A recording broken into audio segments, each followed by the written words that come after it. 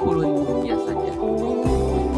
Dari tempat Purwokerto memiliki tempat-tempat wisata dengan pemandangan yang indah, sehingga banyak wisatawan berkunjung ke Purwokerto untuk memanjakan mata karena keindahan alamnya.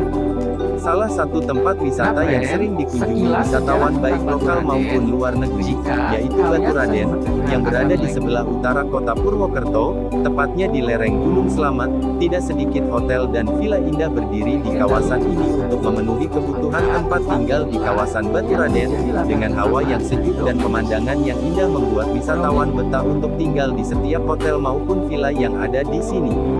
Tempat inilah yang menjadi latar utama dari dongeng-dongeng Lutung Kasarung, berkembang di masyarakat Baturaden. Atas alasan inilah legenda dan dongeng dari Lutung Kasarung tak luput dari kawasan wisata Baturaden. Baturaden sendiri berasal dari kata batur, yang dalam bahasa Jawa berarti pembantu, teman, atau bukit, dan raden berarti bangsawan. Baturaden sendiri terletak di Kabupaten Banyumas, Jawa Tengah. Cukup mudah jalur untuk menuju lokasi wisata Baturaden. Namun kalian perlu berhati-hati karena untuk menuju kawasan ini kalian harus menempuh jalan dengan tanjakan yang tajam.